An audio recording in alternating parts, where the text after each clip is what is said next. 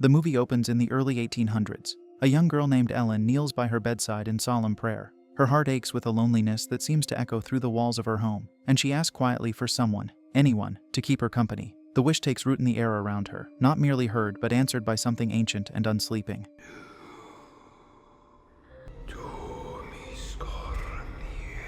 Unbeknownst to Ellen, her prayer reaches far beyond the world of men. It stirs the attention of Count Orlok, the Nosferatu, who in that moment forges a bond with her that is not wholly understood. From then on, Ellen's seizures began. They strike without warning, violent tremors paired with visions she cannot explain. No physician offers comfort, no remedy soothes the fits. The truth lies deeper, in the shadow of something that has crossed a threshold.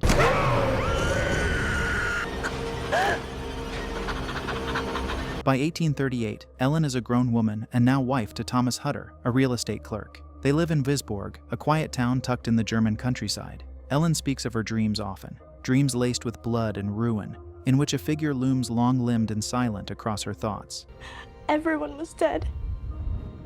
The stench of their bodies was horrible. Thomas listens with affection, though not belief.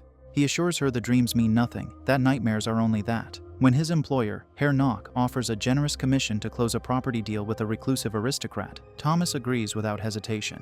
He is to travel east, to the Carpathian Mountains, and sell the crumbling Grunewald Manor to a nobleman named Count Orlok. Ellen pleads with him not to go. She grips his hand and speaks of omens, of winds that do not feel right, and of birds that sing no more. But Thomas, ever rational, kisses her forehead and promises he will return soon. While he is gone, Ellen stays with the Hardings, Friedrich and his wife Anna, whose home is always warm, always filled with laughter. Their daughters, Clara and Louise, dote on Ellen, who finds some comfort in their company, though her thoughts remain elsewhere. At night, her dreams worsen. She begins to speak in tongues no one taught her, waking with tears on her cheeks and scratches on her wrists. Thomas reaches the Carpathian hamlet after days of travel. The villagers receive him not with kindness, but with suspicion. At the inn, they whisper behind his back and avert their eyes. An elderly woman approaches him without invitation, her shawl hanging like a veil over her face. She warns him in hushed tones. She tells him Count Orlok's shadow is not a natural thing, that it stretches where it pleases and smothers all light, that when it falls upon a person, they do not simply fall ill, they become trapped in something worse than sleep, a nightmare one never wakes from. She urges him to pray with the desperation of the drowning. And before he can ask her name, she is gone. That evening, Thomas notices strange lights, and when he peeks out of curiosity, he sees a grim ritual. A group of Roma has unearthed a corpse and driven a stake through its chest. The body, though long buried, gushes blood as if it were freshly slain.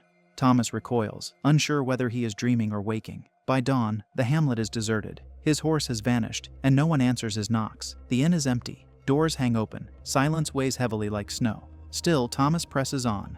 The thought of gold and career pushes aside his dread. He forges ahead on the forest path. But just as fatigue begins to settle in, a black carriage appears on the road. It has no driver, but the door opens as though expecting him. Thomas, grateful for the reprieve, steps in. The carriage lurches forward. Trees blur past. When he arrives, the castle waits like a ruin from a fever dream. It towers against the pale sky. Thomas does not know that in entering, he leaves behind more than the daylight. When Thomas finally meets Count Orlok, the air shifts. The Count speaks in tones that crawl beneath the skin. Pray. Drink. He insists that the property transaction be concluded without delay, his eyes gleaming with a hunger far removed from gold. Thomas, though unnerved, obeys. There is something in Orlok's presence, some unspoken threat, that dulls his will. The castle itself is no less disturbing. Its walls whisper, and its statues seem to blink when he turns away. Marble mouths stretch into new expressions. Eyes, once stone, follow his steps through the cold corridors. The air is thick with mildew, and something older, something he cannot name. Even the shadows seem alive, slinking across the walls without regard for candlelight. That night, Orlok approaches with a strange civility, offering wine and parchment. He speaks of burdens, of release, and of love's transience. He urges Thomas to sign a document. Thomas, dazed and trembling, realizes too late that he has relinquished his marriage to Ellen. The Count, with a quiet triumph, takes from him a silver locket, a gift from Ellen, still holding a strand of her hair. The following morning, Thomas wakes weak and fevered, sweat clinging to him like a second skin. He finds 2 marks on his chest, like wounds made by needlepoint fangs. His thoughts are clouded, and the castle seems to bend around him. When he demands to leave, Orlok denies him calmly, insisting he must recover before any journey. Sleep comes fitfully, if at all. Dreams and waking bleed into each other. Each time Thomas opens his eyes, the marks on his chest have deepened. He begins to suspect he is being fed upon, not merely drained of strength, but of something more vital. One night, unable to endure the dread, he stumbles through the castle seeking escape. The corridors wind like veins, leading him down into the cold crypt. There, he discovers a coffin. Inside lies Orlok, rotting, yet unmistakably alive, though unmoving. Thomas, wild with terror, strikes the body with a pickaxe, but the Count awakens, rising in one jerking motion, like a puppet on strings. Thomas flees through winding halls, the Count's steps echoing behind him without rhythm. He leaps from a high window and falls into the river below, swallowed by its icy current. The next thing he knows, he lies beneath warm sheets in a candlelit room. He is in the care of Eastern Orthodox nuns, their faces gentle but grave. They tell him he has been delivered by Providence, plucked from the river, as if by unseen hands. They speak to him of Orlok, not as a man, but as a Solomonar, a once mortal sorcerer. The Solomonari, they say, were those who rode storms and bartered with dark forces. Orlok, in his pride, made a pact with the devil and emerged no longer human. What he is now walks by night and feeds by instinct, sowing rot and ruin wherever he treads. Thomas doesn't care for the lecture. All he wants is to save his wife, whom Orlok seeks after. The nuns warn that Orlok has already departed. Aboard a ghostly vessel, Orlok sails west toward Wisborg, carrying pestilence in his wake. The ship's crew begins to fall ill, their bodies thinned and emptied. The hold teems with rats, filthy, black-furred, and snarling. By the time the vessel reaches port, no soul remains to tell what occurred. Back in Wisborg, Ellen suffers in Thomas's absence. She begins sleepwalking, her eyes unfocused and her voice no longer her own. At times, she whispers in forgotten tongues. Persist to join you every night, first in sleep, then in your arms. Oh, promise to me! Her limbs moving as if led by unseen strings. Seizures seize her without pattern, and she often wakes weeping with no memory of rest. Dr. Wilhelm Sievers, the town's physician, grows concerned. He consults with Alban Eberhard von Franz, once a respected scholar, now shunned for his occult studies. Von Franz, though discredited, agrees to visit Ellen and observe her symptoms. The Hardings, though polite, remain skeptical of his dark methods. After examining Ellen, von Franz makes a chilling declaration. Her pupils do not respond to light, a sure sign, he claims, of second sight. She sees through another's eyes, he explains, perhaps Orlok's, perhaps something worse. He believes she is under Nosferatu's influence, her spirit shackled by the Count's will. Meanwhile, Herr Knock has descended into madness. He is found crouched in a stable, blood on his face and the carcass of a sheep at his feet. Committed to an asylum, he howls at the walls and speaks of his master's arrival. Sievers and von Franz search Knock's office, desperate for proof of this connection. There, among strange ledgers and symbols, they discover references to Orlok. They now understand that Knock serves as a vessel, a herald to the approaching darkness. Von Franz begins to share more of his findings.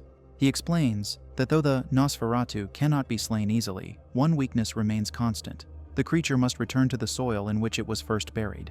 Thomas, still frail and haunted by what he has witnessed, begins the long journey home. His strength wanes with every step, yet his fear for Ellen burns stronger than the weakness in his bones. He now fully understands what he failed to grasp before, that Count Orlok has no interest in property or coin, only in Ellen. As he stumbles across forest paths and quiet roads, he clings to the hope that he is not too late. When Thomas returns to Wisborg, the town lies under a heavy gloom. The streets are empty, and black flags hang from windows. He sees carts laden with pale bodies wheeled toward mass graves. The plague has come swiftly, with no known cure. But Thomas knows the source, and he fears Ellen is already caught in its shadow. He finds her at the Hardings' estate, pale but alive, and falls to his knees before her, begging forgiveness for having dismissed her warnings. Knock, meanwhile, escapes from the asylum. He strangles a porter and disappears into the fog. That night, he escorts Orlok to the gates of Grunewald Manor. In her sleep, Ellen dreams of him. He appears just as he had the first time they met in spirit, his voice like smoke in the corners of her mind. You are not of humankind, nothing more. He tells her she is no longer for the living, but for him alone, that her passion is bound to him by fate, not choice. Ellen recoils in the dream and declares she abhors him. Orlok does not flinch. He speaks of the annulment, of the locket he took, of the bond sealed by blood and longing. He warns her she has 3 days to surrender to him, or everyone she loves will fall, including Thomas. She wakes screaming, only to see Anna attacked by rats that scurry from beneath a cupboard. Anna falls ill by morning, her skin gray and damp. Ellen tries to warn Harding, pleading with him to listen. She says Nosferatu is not a tale, but a truth. that Anna's affliction is not a nervous condition, but a symptom of an ancient evil. Harding becomes enraged. He refuses to accept such superstitions and claims the illness is nothing more than a plague, a natural ailment. The argument escalates, and in fury, he orders Thomas and Ellen out of his home, telling them to return to their own dwelling and leave his family alone. Thomas insists they flee the city for Ellen's safety, but Ellen stands still. Her voice shakes as she reveals her connection to Orlok. She speaks of the night she prayed as a child, and how Orlok answered. She accuses Thomas of being weak, of letting Orlok manipulate him. In her rage, she goads him, her words sharp with possession. Their anger dissolves into passion, but it is troubled, as though shadowed by something else. In the aftermath, Orlok watches from afar. He doesn't like the couple's intimate exchange. Before the third day ends, Anna and her daughters perish by Orlok's hand.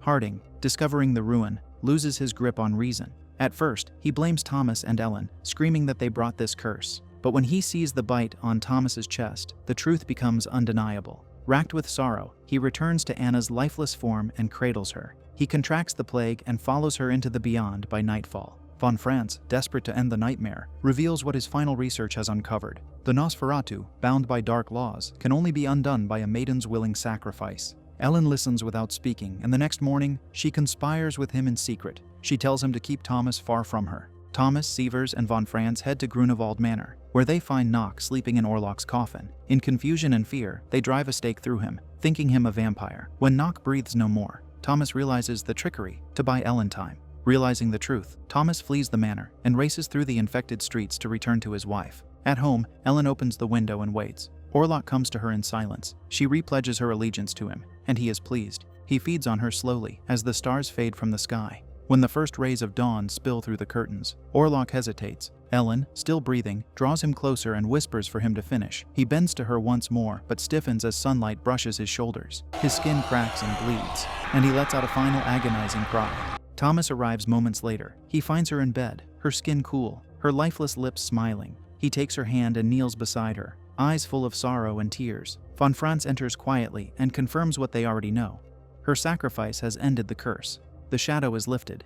Wisborg will mourn, but the plague of Nosferatu is no more. The end.